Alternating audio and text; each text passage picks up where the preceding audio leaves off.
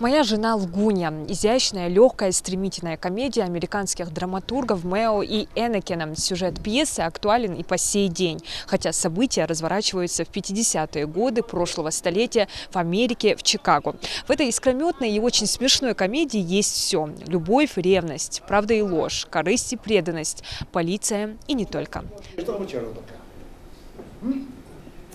Доклахыз Уильям, цах до полкуш долыш. Тик кондитерский да чехтаешься пирожных калят. Опш! Опш! Опш!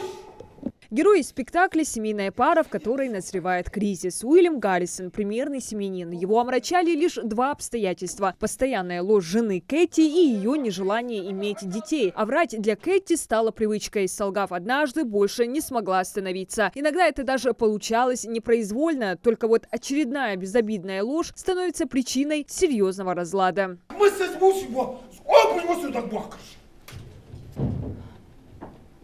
Уильям, малой в ресторане ханияха. Генюк? В ресторане метрдотель.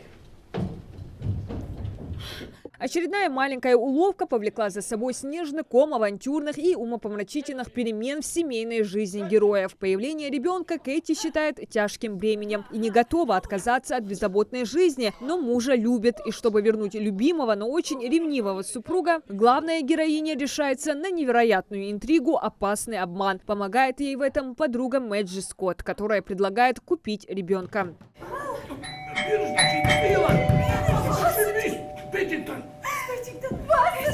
Кэти играет актриса Ингушского молодежного театра Хава Ганиева. Делится, с ней настоящей ничего общего ее героиня не имеет. И поначалу на репетициях тяжело было вживаться в роль Лгуни. А вот что больше всего Хаву не оставило равнодушной, так это наряды 50-х, 60-х годов. Сейчас мне очень сильно захотелось именно шить себе вот именно такой фасон. Я на самом деле в жизни совсем другой человек. Но коллеги говорят, что героиня, она очень похожа на меня. Не знаю почему. Это новый формат для актеров молодежного театра. На этот раз они решили полностью уйти от национальных колоритов и предстать перед зрителем в совершенно новом для них амплуа. До этого в основном на сцене представляли национальную и русскую классическую драматургию. Муртаз Азиев уверен, что пьеса найдет отклик у зрителей. Они же, в свою очередь, постарались, чтобы критики было меньше. Мы думали, в принципе, над каждым словом, несмотря на то, что это зарубежная драматургия. Мы учитываем все-таки нашу ментальность. Мы постарались как можно ближе сделать ее для нашего зрителя. Если мы будем все время работать в одном направлении, это немного и для нас, для нашего творческого роста плохо. Ну и для зрителя мы должны в любом случае сделать так, чтобы зрителю было интересно приходить в театр. Идея поставить легкую пьесу зародилась в начале года. На репетицию ушло чуть больше 2 недель. Перевел американскую комедию на ингушский язык актер Руслан Зангиев. Работать совместно над этим проектом руководитель Ингушского молодежного театра предложил известному в республике режиссеру Ахмеду Ульянову. С актером Ульянов давно знаком, но работает впервые. Доволен ли результатом, не отвечает. Итог проделанной работы оставляет на суд зрителей. Но уверен, говоря его словами, вещь будет смотрибельная.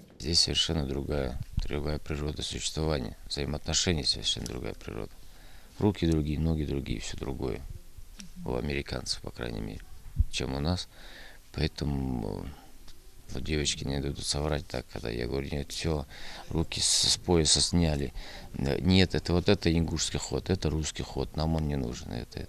Через это приходится преодолевать, потому что это все-таки образ должен держать. Всего в пьесе задействовано 9 актеров. Роль друга семьи Джимми играет Адам Бузуртанов. Примечательно то, что его герой в пьесе тоже является актером театра. Джимми тот самый человек, с которым завтракала в ресторане Кэти и скрыла от Уильяма. Он же невольно становится жертвой интриг жены и ее подруги Кэти. Нах, сидишь, лархаш сагварса.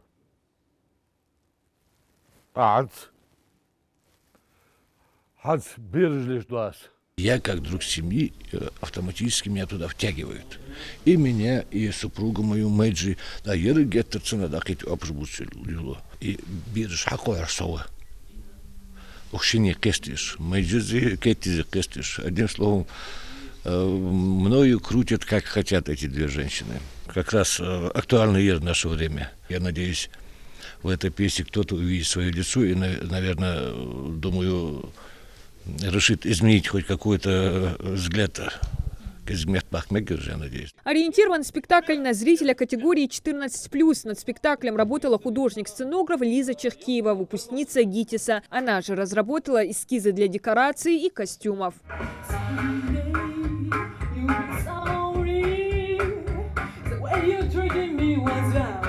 Декорационный фон максимально подстроили под чикагский стиль. Режиссер уверен, что им удастся окунуть зрителей в другую атмосферу и время. Вроде мы смотрим комедию, да, но там есть нотки, в которых просто человеческие чувства очень оголены.